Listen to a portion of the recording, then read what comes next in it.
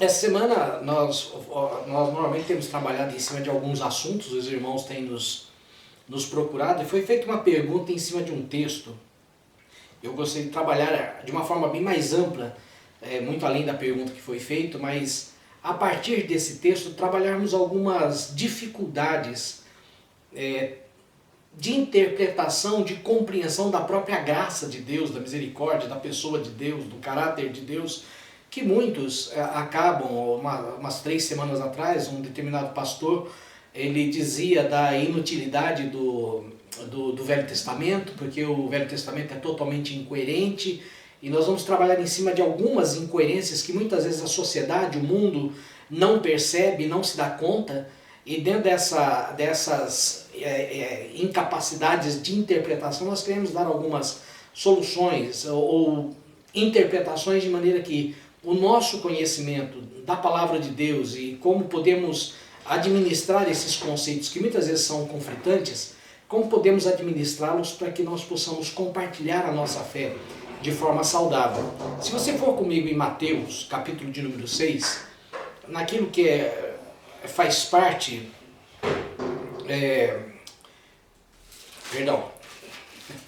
Mateus, começando do capítulo 5, o capítulo 6 também entra, mas nós vamos abordar principalmente um texto do capítulo 5. No capítulo 5 e no capítulo 6 e 7 de Mateus, é trabalhado aquilo que se chama o Sermão do Monte, onde Jesus ele reformula vários conceitos. Ele olha a lei mosaica, alguns princípios da lei mosaica, e ele faz uma releitura desta lei, trazendo para a realidade dos seus conceitos, da sua filosofia, dos seus valores, daquilo que define o cristianismo. E é interessante que quando chega no verso número 21 do capítulo 5, diz assim: ouviste o que foi dito aos antigos, não matarás. O conceito do não matar tem sido, em relação à Bíblia, muitas vezes conflitante, e nós vamos abordar isso. Mas veja o que ele diz aqui: ouviste o que foi dito aos antigos, não matarás, e quem matar estará sujeito a julgamento. Eu, porém, vos digo que todo aquele, vou tirar o entre chaves que não constam nos textos mais antigos, então diz: eu, porém, vos digo que todo aquele que se irar, um sentimento de ira, não de morte, não de ódio a ponto de cometer um homicídio, aquele que se irar contra seu irmão estará sujeito a julgamento, e quem proferir um insulto a seu irmão estará sujeito a julgamento de tribunal. E quem lhe chamar tolo, quem despreza o seu irmão no seu coração, o chamando de tolo, de idiota, diz assim, estará sujeito a inferno de fogo. Como que falando assim, o texto na verdade é bem simples, não há muita dificuldade de interpretar isso. O que ele está dizendo? A lei mosaica estabelecia um conceito que está lá em Êxodo 20, daqui a pouquinho nós vamos ver, o conceito que não matarás. E o conceito na lei mosaica do não matar estava realmente no fato de quê? De tirar uma vida. Ou por meio de um ato violento, ou por meio de uma arma, por envenenamento, por alguma forma, ou seja, mas literalmente, no sentido literal da palavra, era matar uma pessoa.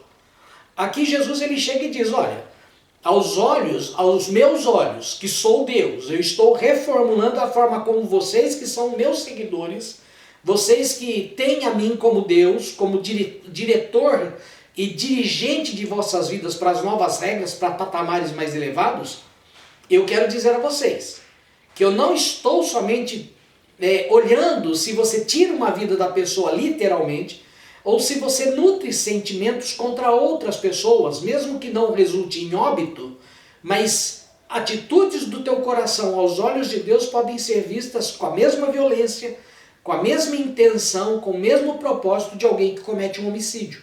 Ou seja, Jesus ele amplia a lei de uma forma tão agressiva que ele fala, olha, você não será julgado, e depois você pode ver isso bem na forma como ele vai administrar alguns mandamentos da lei.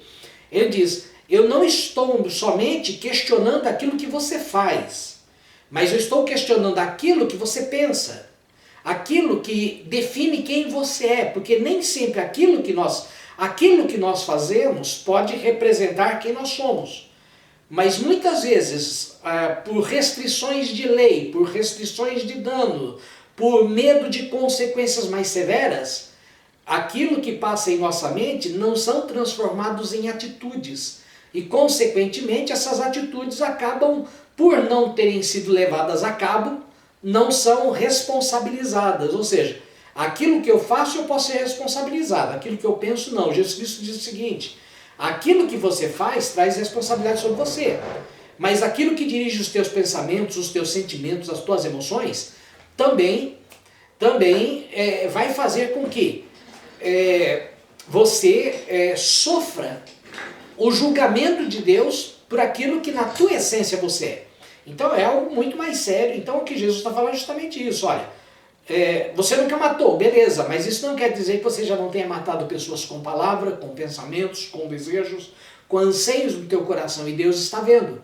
E isto que está alimentado no teu coração, que, como diz em Hebreus capítulo 14, pode se tornar uma raiz de amargura que envenena muitos, esse sentimento que está dentro de você, aos olhos de Deus, é motivo de julgamento, é motivo de tribunal, é motivo de ser, digamos assim, condenado no mesmo patamar de um homicídio. Dá para entender esse conceito, creio.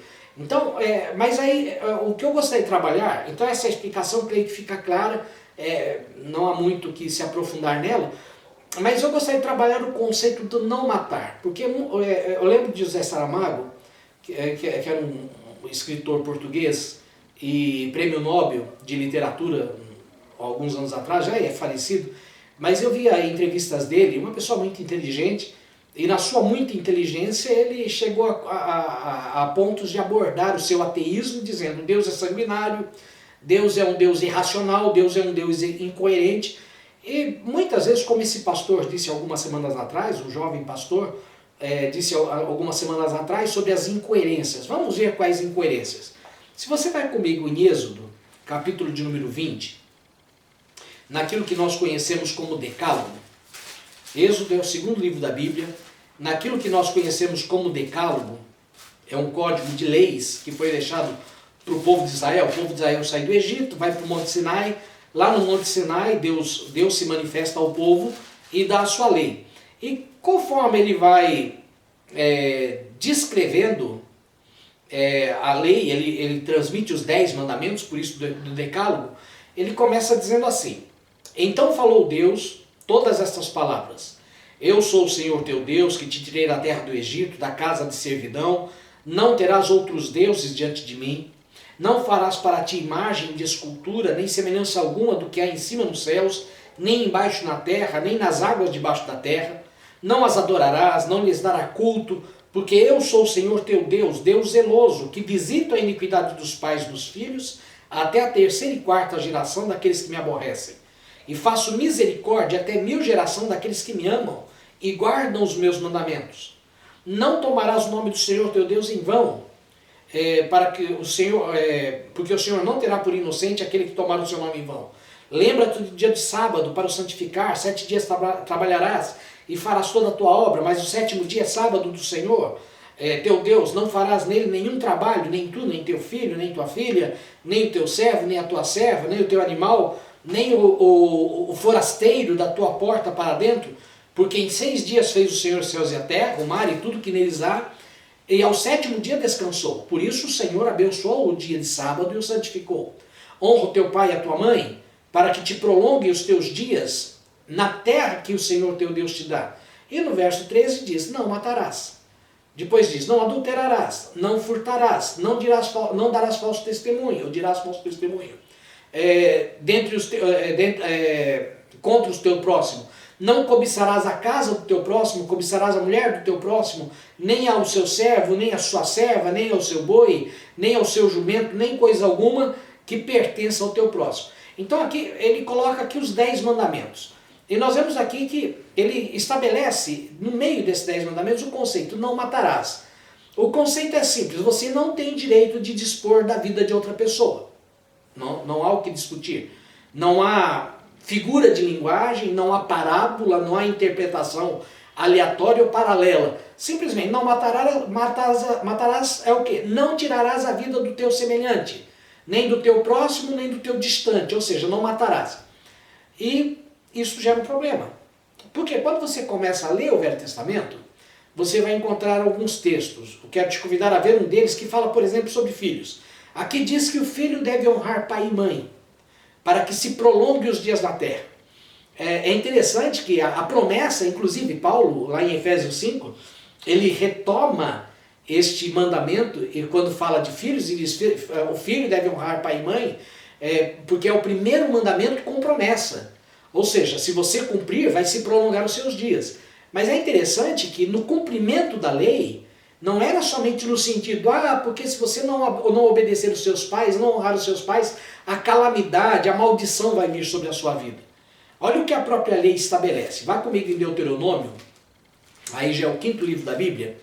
Vá lá no capítulo 21 e veja o que a Bíblia diz a respeito de como os pais deveriam tratar os filhos que não os honrassem, que não os obedecessem. Verso 18 do capítulo 21.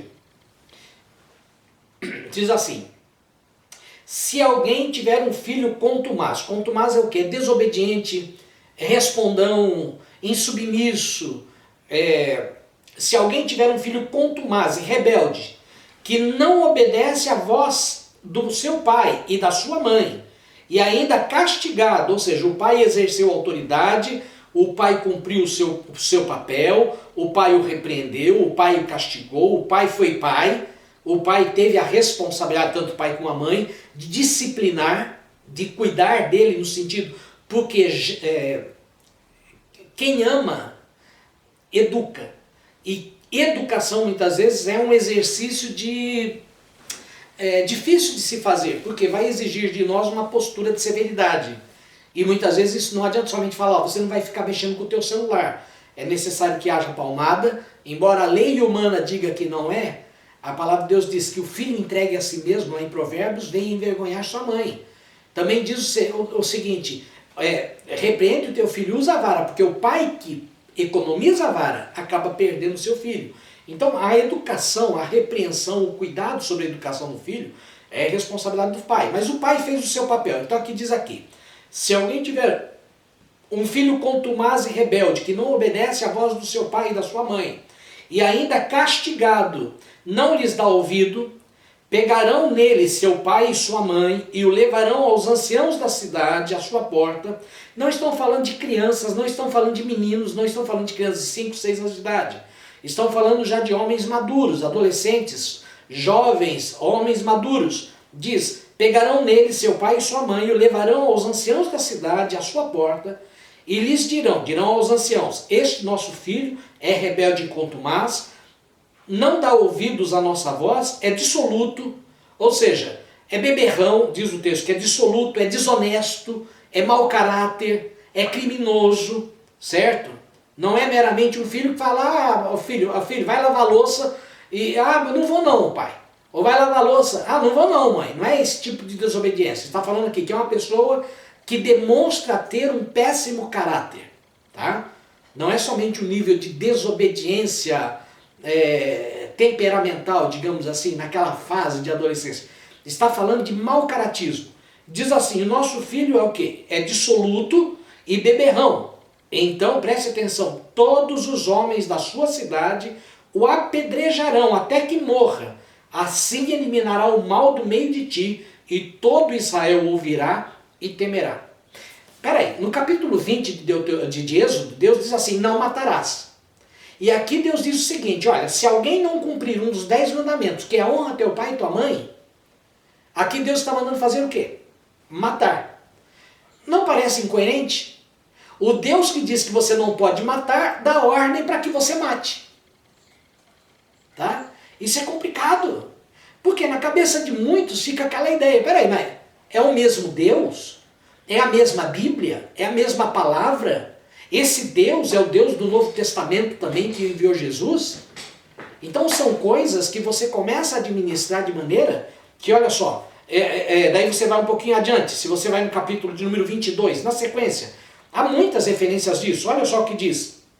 Aqui ele fala sobre a questão de abuso sexual, de relações sexuais, aqui ele fala sobre uma moça que perdeu a virgindade e não foi com o seu noivo, porque se ela perdeu a virgindade com o seu noivo, com o seu namorado aqui, está dizendo que o moço pagaria teria algumas punições. Você pode ver do verso 13 do capítulo 22 até o verso 19, mas chega aqui e diz assim, verso 20, porém, se isso for verdade, que o moço casou com uma menina e ela não era virgem, olha o que diz a Bíblia, se não achou na moça a virgindade, então a levarão à porta da casa do seu pai, e os homens da sua cidade a apedrejarão até que morra, pois fez loucura em Israel, prostituindo-se na casa do seu pai. Assim eliminarás o mal do meio de ti. Ou seja, uma menina que teve uma relação sexual, não com o seu noivo, e depois vai se casar, e o marido reclama, depois do casamento, que ela não era virgem, essa mulher era apedrejada até a morte. Daí vem a sequência. Verso 22. Se homem for achado deitado com mulher que tem marido, então ambos morrerão, o homem que se deitou com a mulher e a mulher, assim eliminará o mal de Israel. Ou seja, o adultério também era punido com o quê?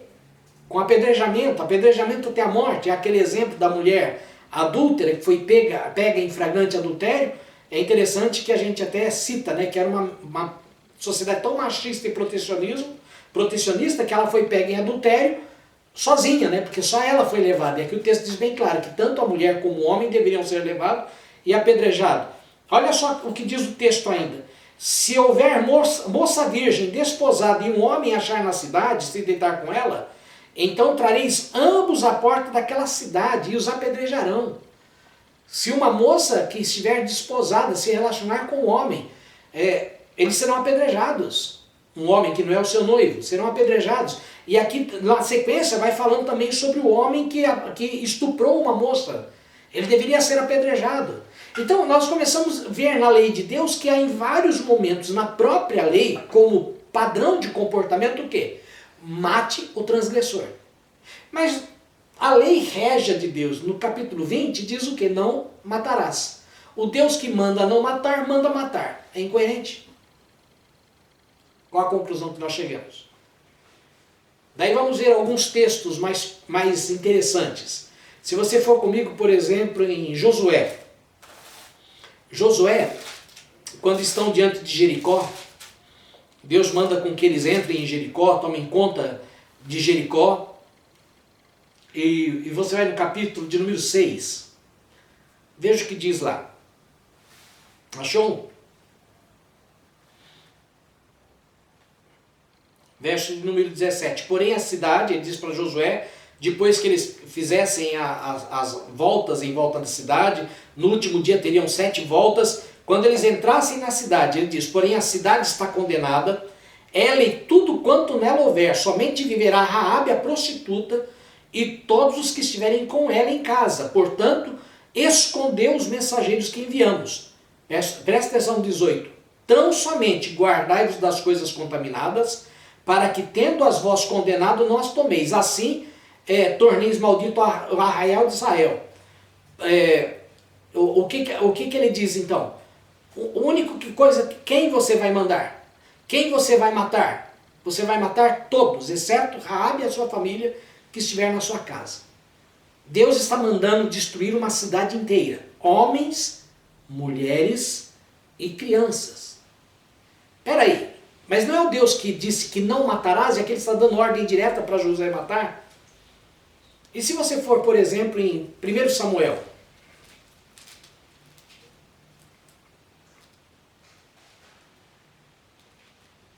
1 Samuel. Vai lá no capítulo número 15 de 1 Samuel.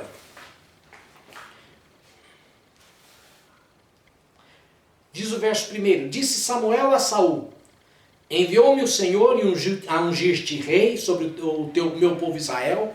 Atenta, pois, ainda às palavras do Senhor. Agora assim diz o Senhor dos exércitos: castigarei Amaleque pelo que fez a Israel, ter se oposto a Israel no caminho pelo qual subia do Egito. Presta atenção no verso 3. Vai, pois, agora, fere Amaleque, destrói totalmente a tudo que tiver, nada lhe poupes, porém matarás homem, mulher, meninos e crianças de peitos que mamam, bois, ovelhas, camelos e jumentos. O Deus que diz não matarás está dizendo para fazer o que aqui? Destrói os amalequitas, que não fiquem nem as crianças que mamam.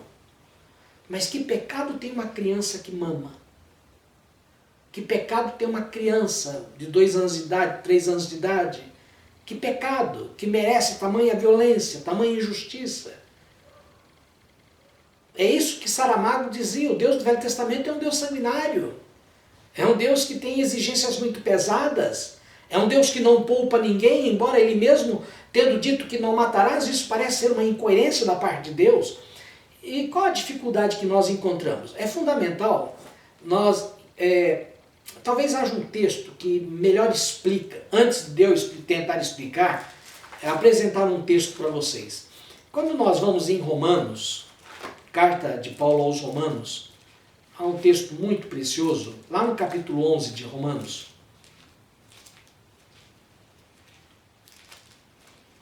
Romanos, capítulo 11.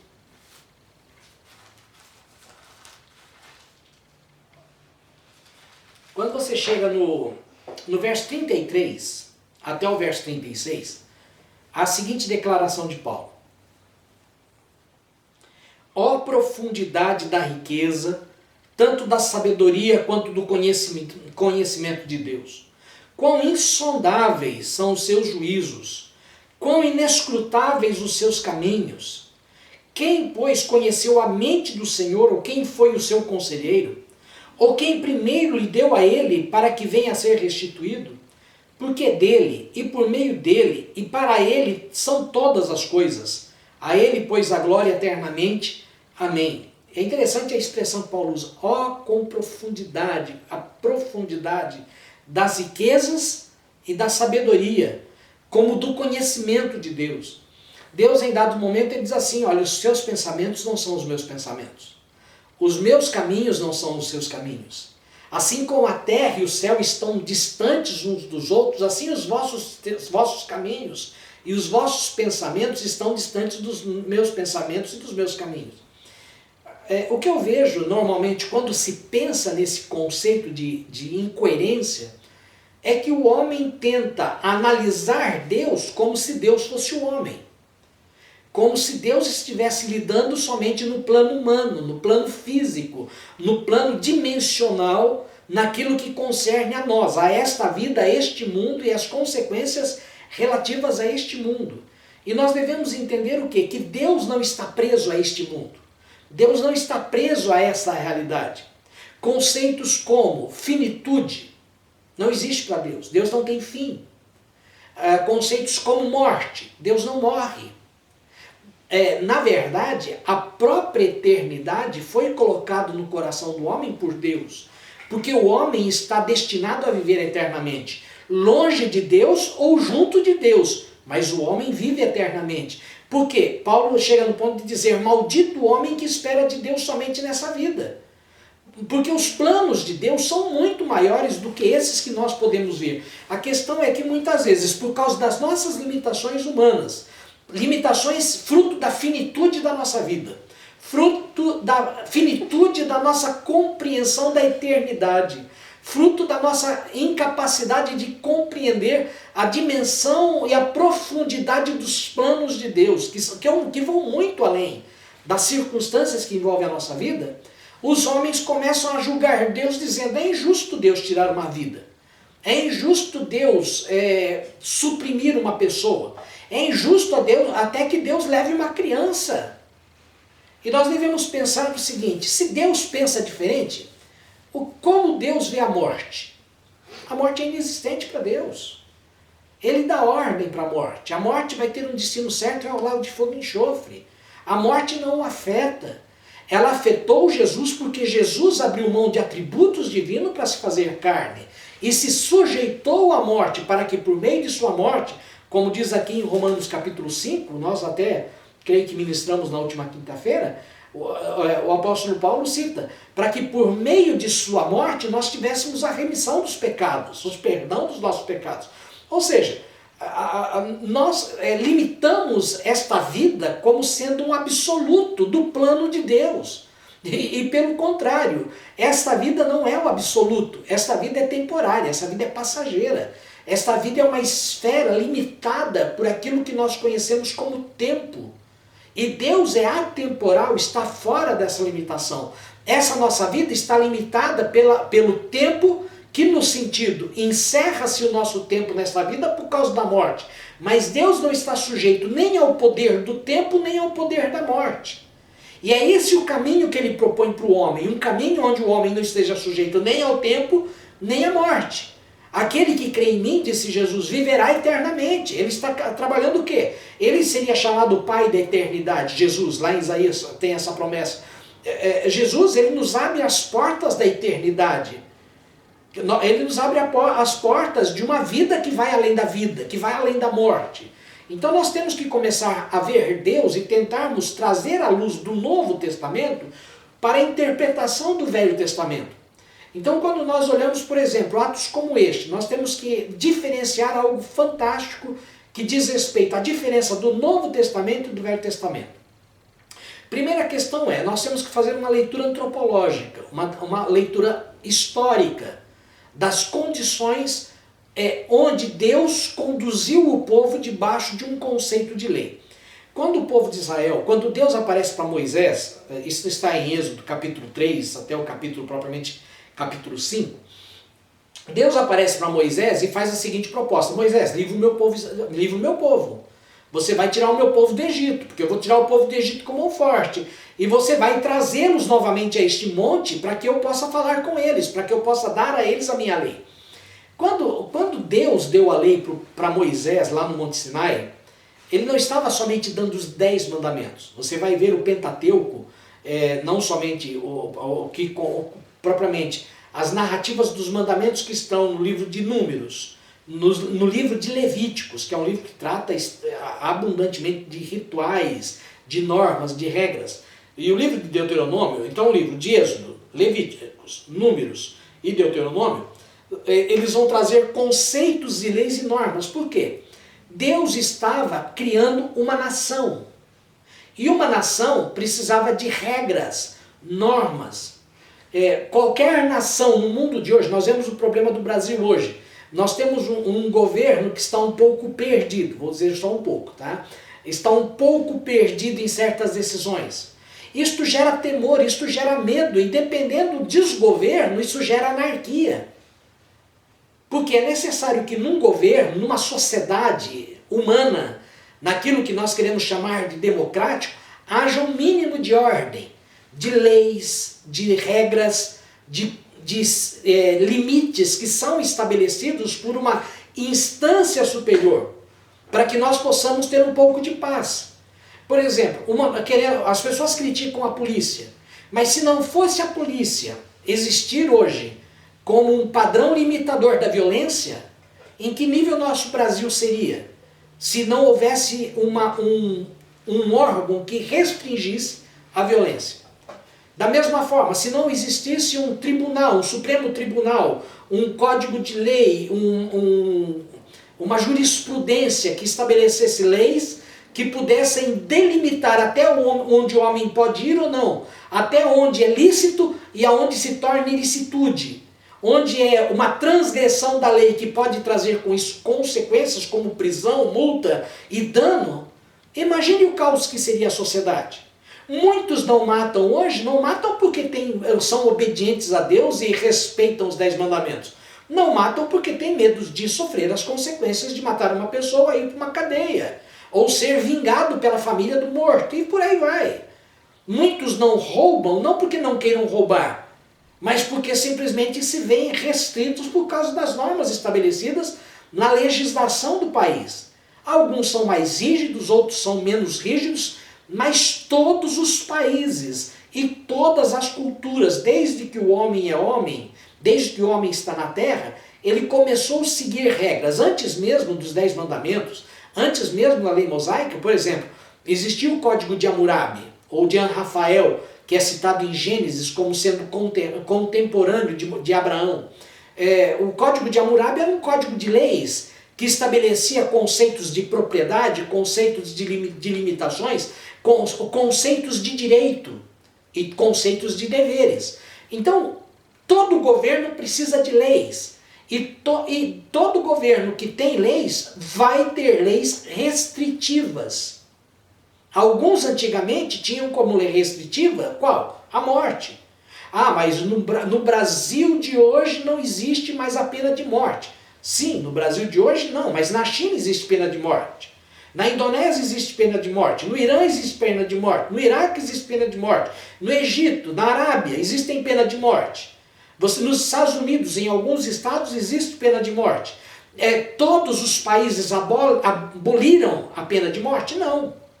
É lícito ou ilícito? Não estou entrando na questão da licitude da pena de morte, mas estou estabelecendo o conceito de que países estabelecem até a pena de morte como o quê?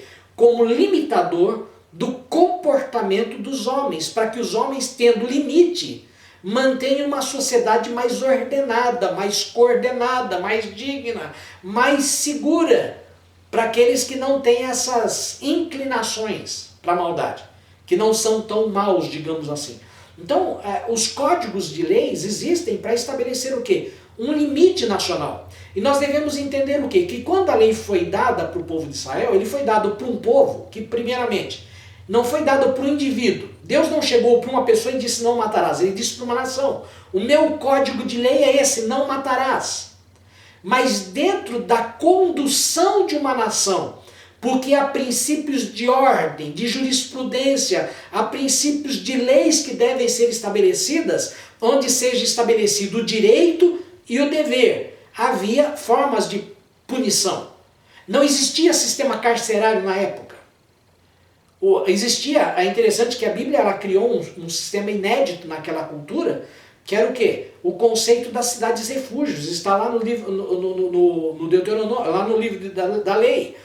Que era o quê? Se alguém matasse alguém por acidente, aquela pessoa havia distribuídas na nação de Israel várias cidades que eram chamadas de cidades de refúgio, onde aquele que cometeu um crime por acidente poderia se refugiar nele e viver o resto de suas vidas, refugiado ali, para que a família da pessoa de quem ela havia matado não se vingasse dele. Então, nós vemos que no código de lei, Deus estava estabelecendo ali nos 10 mandamentos, não meramente um código moral para o indivíduo. Ele estava estabelecendo com os 10 mandamentos e todo bojo que vem, nesse bojo que vem da lei mosaica, ele estava estabelecendo o conceito de organização de uma nação. E por causa disso, a nação estava debaixo de conceitos de deveres e direitos.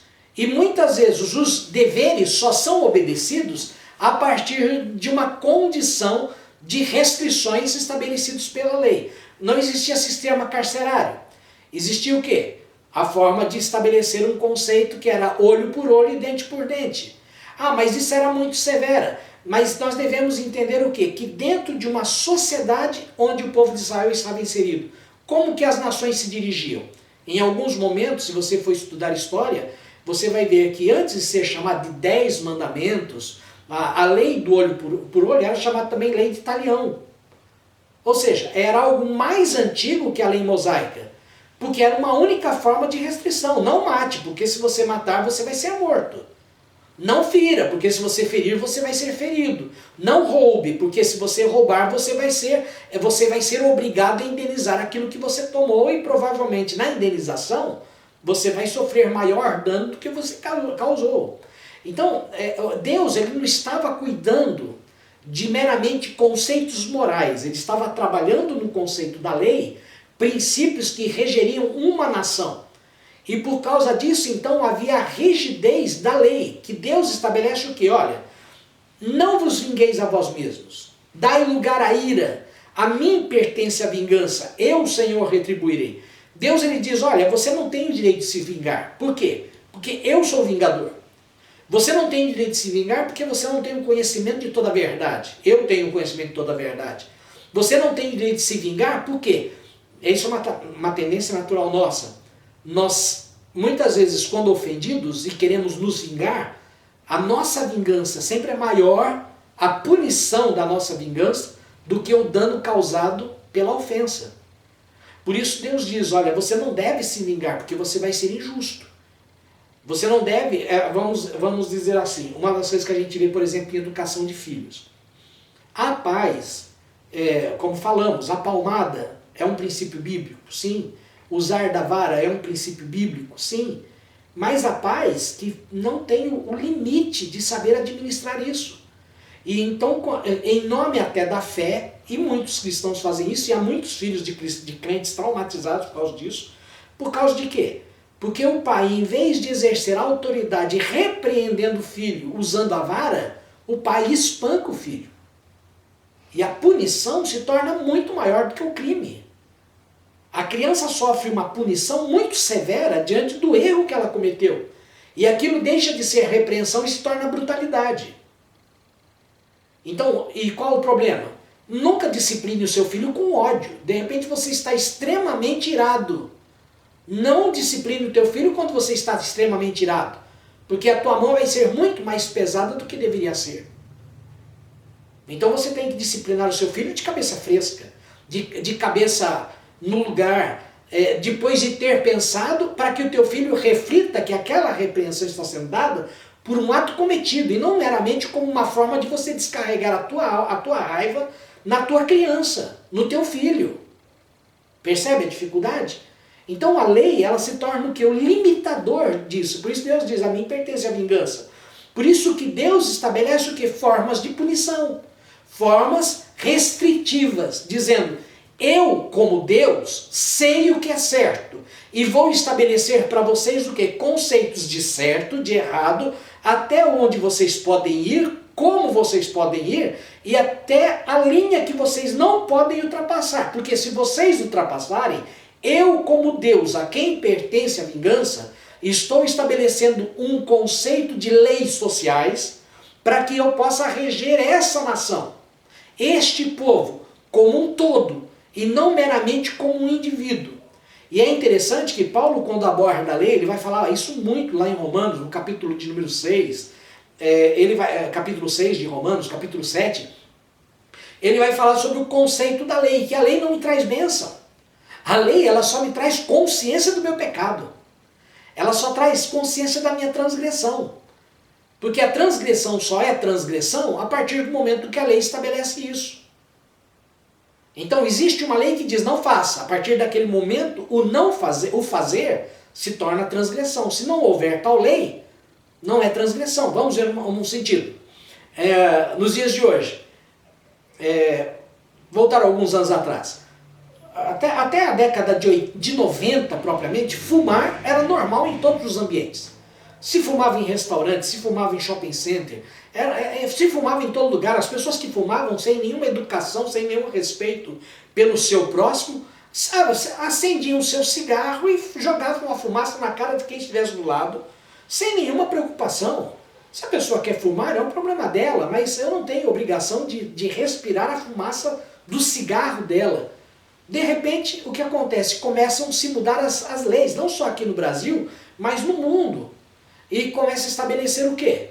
Fumar é errado. E se você fumar em lugar inapropriado, você vai ser multado. Você pode sofrer as sanções da lei. A partir daí, quem fumava por não se preocupar com o seu próximo, passou a deixar de fumar, não porque se preocupava com o próximo, mas porque poderia sofrer sanções da lei. Percebem a questão da lei? A lei, ela estabelece normas que nos livram da anarquia, que nos livram dos desmandos. E Deus, ele queria fazer o quê? Estabelecer àquele povo estes valores. E nós devemos entender que o quê? Deus estava estabelecendo essas regras, por exemplo, em relação aos amalequitas, em relação a Jericó e a outros povos em outros conflitos. Nós devemos entender o seguinte, que naquela época não existiam estados de direito como existe hoje. Não existiam, digamos assim, os conselhos de Haia para julgar causas internacionais. Não existiam a ONU com as suas comissões para julgar causas internacionais. Ou seja, cada país tinha seus próprios códigos de leis, de normas, e a violência era uma constante. Um país invadia o outro e queria destruição. E Deus simplesmente fazia o que? Olha, eles querem nos matar, então nós vamos matá-los. Vocês têm essa liberdade. Por quê? Porque eu os coloquei como nação. Se eles respeitarem o vosso direito de existir, vocês vão respeitar o direito deles existirem. Você fala, não, mas a Bíblia não fala isso. Fala assim, se você for comigo em Josué, no capítulo número 6, nós vimos capítulo de número 9 de Josué, você vai encontrar, se eu não me engano, é capítulo 9, você vai encontrar a história dos gibeonitas. Os gibeonitas, exatamente, Josué capítulo 9. Os gibeonitas eram um dos povos de Canaã. Sabendo que o povo de Canaã, que o povo de Israel vinha vindo, o que eles fizeram? Eles criaram um estratagema para buscar paz com Israel, porque eles sabiam que eles seriam feridos. E Deus faz o quê? Deus aceita aquela paz, Deus estabelece uma aliança do povo de Israel com o povo dos gibeonitas, e se você ler a história no capítulo de número 9 e no capítulo de número 10 de Josué, você vai descobrir que o povo de Israel não somente não mata os gibeonitas, mas diz o capítulo número 10 que há uma guerra dos povos que estavam naquela região contra os gibeonitas, porque haviam se aliado com Israel. E Israel faz o quê? Vai em direção a Gibeon e protege os gibeonitas. Percebem? O conceito de paz, de não violência, de não agressão, estava na vontade de Deus. Deus não queria a falta de paz. Mas ao mesmo tempo, como nação, as outras nações não aceitavam o direito de Israel existir. Assim como é assim hoje também, não é diferente. Mas naqueles dias não existia nenhuma corte, nenhuma força, nenhum recurso além do que lutarem pelos seus direitos. E o povo de Israel toma posse da terra e passa a lutar pelos seus direitos. Mas eles expulsaram o povo? Não, eles expulsaram os povos que não quiseram viver em harmonia com eles. Simplesmente isso. Você pode ler de forma clara o capítulo 9 e o capítulo 10 de Josué, e você descobre que os gibeonitas são um dos povos que faz o quê? Nós queremos viver em paz com Israel e nós nos submetemos às normas de Deus, que Deus estabeleceu para o povo de Israel. E Israel se torna não somente aliado, mas protetor dos gibeonitas numa guerra. Que inclusive é um dos maiores sinais de milagre de Deus, do Velho Testamento a nível de dimensão, de efeito, é quando Josué pede para que o sol e a lua parem, e durante quase um dia não há um movimento de traslação da terra, por assim dizer. O dia não corre, aquele dia propriamente se torna um dia de mais de 24 horas. Tá? E dentro desse princípio, esse milagre é feito em defesa de quem? Não é de Israel, é em defesa dos gibeonitas. Então, o conceito de lei, ele não traz desordem, ele traz ordem. Daí você fala, pastor, mas Deus mandou matar criança. Aí vem a questão, peraí, o nosso conceito, é lógico, qualquer criança que morre é terrível. Qualquer pai que perde um filho é terrível. Mas se nós formos, isso olhando na dimensão humana, nenhum pai quer perder um filho. Nenhum pai fica satisfeito com a morte de um filho. É óbvio que gera profunda tristeza, é um vazio imenso.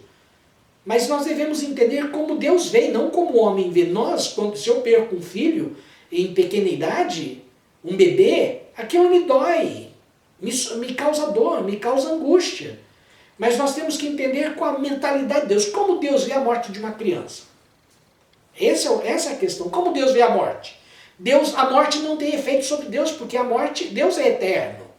Deus não está sujeito à morte. E mesmo Jesus que enfrentou a morte, ele venceu a morte, não está sujeito mais à morte eternamente. Então vamos analisar algumas coisas como Deus analisa esse conceito de morte, não da visão humana, mas na visão de Deus. Olha o que afirma, por exemplo, vá lá no Salmo de número 116. Salmo 116. É muito curioso o que diz o Salmo 116. Salmo 116. Achei. Deixa eu ver. Veja o que diz o verso 15. Preciosa é aos olhos do Senhor a morte dos seus santos. Espera aí. É um homem de Deus, é um homem bom, é um homem que está com a sua família, servindo a Deus, honrando a comunidade, testemunhando de Deus. É uma perda para a sociedade. O que o Salmo diz? que aos olhos do Senhor ela é preciosa. Por que é preciosa? Vamos ver uma outra passagem? Vai comigo lá em Apocalipse agora. Apocalipse. O último livro da Bíblia. Ele tem uma expressão diante das calamidades, das adversidades, das situações que vão acontecer de tragédia em relação ao cumprimento das profecias do fim. Você chega lá no capítulo 14, na quarta voz, verso de número 13, diz assim: então ouvi uma voz do céu dizendo, escreve. Ou seja, essa voz que foi ouvida foi uma ordem direta a João. Falou, João, escreve isso. Isso é muito importante. Isso você não pode deixar de escrever no livro do Apocalipse. Feliz, bem-aventurados os mortos, que desde agora morrem no Senhor. Feliz é quem morre no Senhor. Peraí, mas morte é tristeza, morte é dano, morte é sofrimento. Não, aos olhos de Deus, a morte é a coroação do vencedor. A morte é a coroa da vitória para aquele que venceu, que terminou a jornada da vida ao lado de Deus com fidelidade. Nós não morremos mais. Se somos de Cristo, nós não morremos. A morte não tem mais poder sobre nós. E ele está dizendo claramente que quem morre no Senhor é feliz. É lógico, se eu perco uma pessoa querida, mesmo que ela tenha morrido no Senhor, é lógico que eu vou chorar. É lógico que vai doer. É lógico que vai ser sentido por mim, porque eu perdi alguém que me é precioso. Mas lembram-se da palavra de Paulo, diz assim, para mim o viver é Cristo, e o morrer para mim é lucro. É lucro. Ou seja, no conceito de Deus, morte é algo muito diferente do conceito que nós temos de Deus. Aí você fala, mas pastor, o que isso tem a ver com morte de criança? Por muitos séculos, a Igreja Católica ela criou um certo terrorismo na cabeça dos pais, que dizia o quê? Que qualquer criança que morresse pagã, ou seja, sem o batismo do cristianismo, ou seja, sem o batismo da Igreja Católica, essa pessoa iria para o limbo, essa criança iria para o limbo, que é uma região que não é nem céu nem inferno, e viveria a alminha dela ali, perdida por toda a eternidade. Se eu não me engano, há alguns anos atrás, a Igreja Católica, se eu não me engano, foi Papa João Paulo II, ou foi Papa, acho que foi o Bento XVI, ele estabeleceu a abolição do limbo, que nenhuma alma mais estava no limbo, que o limbo já não existia. Mas veja só, o que Jesus Cristo diz, por exemplo, em Mateus capítulo 19. Isso daqui que deve guardar o nosso coração.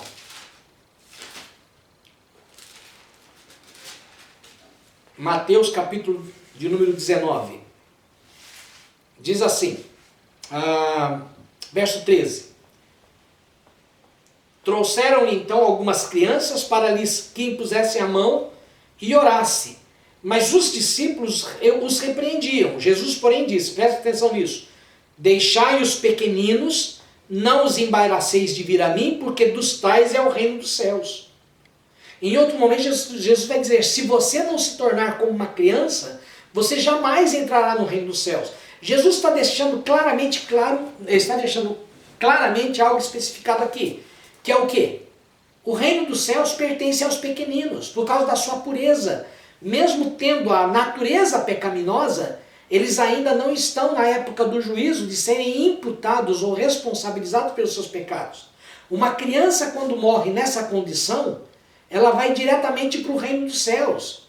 E o reino dos céus não foi somente estabelecido depois da vinda de Jesus desse mundo, porque a palavra de Deus, pela própria condição de Pedro em capítulo 1, diz que a condição do próprio perdão de pecado em todo o Velho Testamento, desde Adão, quando é oferecido um sacrifício para perdão do pecado de Adão, com o qual Deus tira as peles e veste a Adão com as peles de um animal, desde aquele sacrifício, todos aqueles sacrifícios do Velho Testamento simbolizavam o sacrifício de Cristo, simbolizavam o compromisso de Cristo de resgate da sua criatura, da sua criação.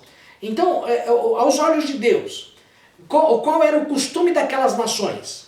Eram nações que matavam as crianças jogando na boca de Astarte, de Moloque, de Camus, e outros deuses pagãos. Era comum na terra de Canaã que as crianças servissem de sacrifício aos seus deuses.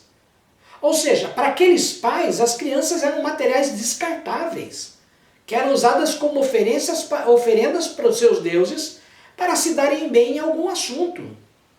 Aquela criança perderia sua pureza, cresceria numa sociedade idólatra, pecaminosa, destrutiva, que destruiria a sua pureza e, destruindo a sua pureza, destruiria a sua condição de entrar no reino dos céus. Quando Deus disse para Josué, destrói a cidade de Jericó e mata as crianças também, ele estava como que dizendo, poupa estas crianças de serem criadas neste mundo de ódio, de ressentimento, de vingança, de idolatria e de afastamento de mim. Você vai falar, pastor, mas isso é muito radical, é a única conclusão que eu consigo chegar. Você pode concordar comigo ou discordar. Eu estou ponderando com você esse ponto de vista. Porque quando uma criança morre, imediatamente ela está no reino dos céus. Isto vale para hoje, como valia para 2000 anos atrás, como valia para 5.000 anos atrás. A criança estava numa condição que, morrendo, ela entrava no reino dos céus. Então, na verdade, quando Deus disse que essas crianças deveriam morrer, Deus estava poupando estas crianças de um desvio moral, de um desvio espiritual, permitindo que elas entrassem naquele conceito de Apocalipse. Bem-aventurados que desde já morrem no Senhor. Então Deus não estava fazendo um mal para as crianças, Deus estava fazendo um bem, permitindo que elas não se corrompessem e, corrompidas pelo pecado, viessem viver uma eternidade longe de Deus. Mas livre por meio daquela atitude, pudessem adentrar no reino dos céus para desfrutar da glória de Deus para sempre. Essa é a visão que eu tenho, é a visão clara que eu tenho, de um ato não de ódio, de sanguinolento, mas de um ato de misericórdia de um Deus que salva a alma pura daquelas crianças para que elas desfrutem a eternidade ao lado de Deus. Esse é um ponto de vista que deve ser ponderado nas nossas análises. Outra coisa que nós devemos levar em conta, daí você pode falar, pastor, então quem pratica aborto está fazendo um benefício. A criança que é abortada, eu creio que é a mesma coisa. Ela, imediatamente, ela vai para o reino dos céus. É uma alma pura. É uma alma limpa. O problema é o pecado que fica sobre quem abortou aquela vida. Por quê? Se você for comigo em Romanos, você vai descobrir algo, ou seja, Paulo fala algo fundamental sobre o direito de viver e o direito de morrer. Quando você chega Romanos capítulo 14, veja bem o que o texto diz. Verso de número 7. Porque nenhum de nós vive para si mesmo, nem morre para si mesmo. Porque se vivemos, para o Senhor vivemos.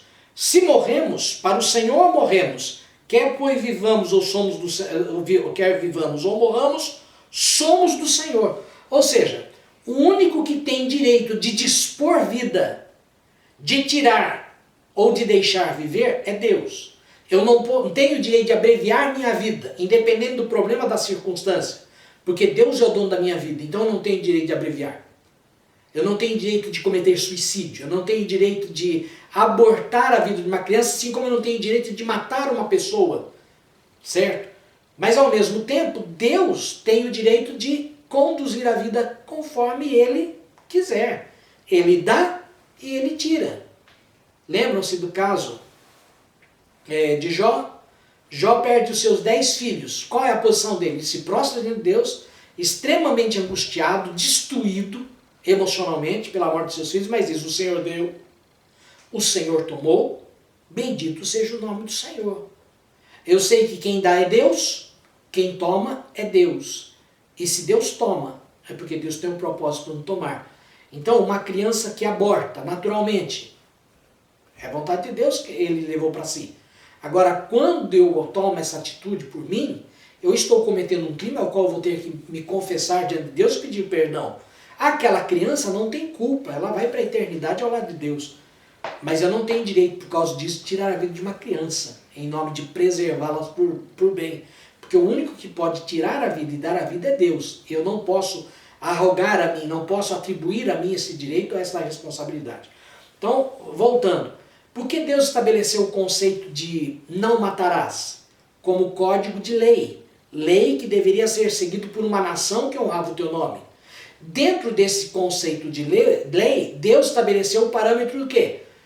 Dentro de algumas condições, a morte se torna exigida na lei como fator de contenções, de contenção de dano, de contenção de desgoverno, digamos assim, de abandono desses homens a si mesmo, de forma que nada os detenha. Então a morte que Deus estabelece em muitos momentos é justamente o quê? É um fator limitador para que o povo ande na linha, para que o povo ande corretamente, para que o povo ande de acordo com os princípios de Deus, ou pelo menos socialmente nós tenhamos o quê? Um pouco de dignidade, sem medo, sem sobressaltos, porque a lei traz isso sobre nós. Pedro diz assim, não temos os juízes, os magistrados.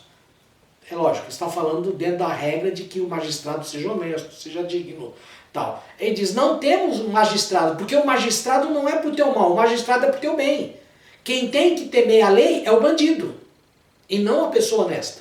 É certo que em alguns países onde há desonestidade em todos os níveis, às vezes os juízes são tão corruptos quanto os bandidos, ou são tão bandidos quanto. Mas dentro de um padrão normativo do que se espera do jurídico, dos juízes, daqueles que exercem uma função nos tribunais, é que eles trabalhem com honestidade, com justiça, para trazer o quê? Ordem à sociedade. Então é por isso que Deus estabelece aqueles valores de morte no Velho Testamento. Nós devemos entender isso, essa visão, que a lei não está falando no conceito de eu estou proibindo que se mate para todos, mas no sentido que eu quero que você como indivíduo não tome para você o direito de exercer, não tome para você o direito de exercer o controle sobre dar a vida ou tirar a vida. Esse direito pertence a mim. Como sociedade, eu estabeleço dispositivos legais em que uma vida pode ser tirada para contenção e limite da própria forma de viver da sociedade. Deu para entender isso? Creio que isso daí dá um pano de fundo sobre esse conceito. Este conceito muda no Novo Testamento? Esse conceito vai ter um novo panorama no Novo Testamento? Para a gente poder fazer um paralelo agora entre o Novo Testamento, nós não vamos ter tempo hoje. Então quero te convidar para que na próxima quinta você participe do estudo. Nós vamos dar continuidade a esse estudo e vamos fazer um paralelo. Por que no Novo Testamento parece que Deus fala mais de amor do que nessa questão de justiça? Justamente, o que mudou? Por que mudou? Qual o conceito? Há diferença realmente ou não? Tá? Nós vamos trabalhar na resposta a essas perguntas. Mas deu para entender esse conceito? Deus estabelece a lei, as leis mosaicas que estão no livro de Êxodo até o livro de Deuteronômio, como um padrão de regras e normas constitucionais para uma nação. Com padrões e normas de leis que regeriam o comportamento nacional, o comportamento social de um povo. Por isso havia restrições, inclusive restrições absolutas, como a morte. Agora entenda que a morte não era algo, a morte nunca era aleatória ou arbitrária. A morte sempre seria fruto de uma escolha errada, porque a lei havia sido dada, a regra havia sido estabelecida, as normas de Deus haviam sido estabelecidas e Deus dizia, olha, você não tem que temer os magistrados, você não tem que temer a lei e você não tem que temer ser prejudicado por ela. Porque se você for obediente, você está livre da maldição. Mas se você for desobediente, a maldição vai vir sobre a sua vida. Se tiver mais dúvidas sobre isso, leia o capítulo 28 de Deuteronômio, onde estabelece o quê? A bênção e a maldição. A bênção da lei se cumprirá sobre você, se você obedecer. Mas a maldição da lei também se cumprirá sobre você, se você desobedecer. Tá bom? Hoje nós vamos terminar por aqui esse estudo, deixando esta interrogação no ar. O que muda no Novo Testamento? Por que muda no Novo Testamento? Tá bom? E você, se tiver perguntas, mande pra gente. A gente vai estar respondendo, vai estar abrindo esse leque. Se você tiver perguntas sobre aquilo que nós falamos, entre em contato pelo nosso WhatsApp, pode ser aqui pela página da ICPI no Facebook, ou você pode entrar em contato pelo nosso WhatsApp. Nosso telefone é 11 98573 0510. Estou à sua disposição. Você pode mandar uma mensagem para mim falando, pastor, olha, o pastor falou sobre isso. E a gente pode discorrer, pode trazer explicações no próximo estudo, ou podemos mesmo trazer assim algumas complementações no particular. Esperamos que Deus abençoe a tua vida, o teu coração, dirija os teus passos, e que você possa ser acrescentado do conhecimento da palavra de Deus, e que você possa sempre ter, digamos assim, razão para poder apresentar àqueles que te perguntam, digamos, ter conhecimento para dar àqueles que te perguntam a razão da fé que há em você. Que Deus te abençoe, que Deus te guarde, com o amor de Deus nosso Pai, que a graça que está na pessoa e na obra do nosso Senhor Jesus Cristo, e que as consolações do Espírito Santo sejam sobre a tua vida, hoje e para sempre. Amém e amém.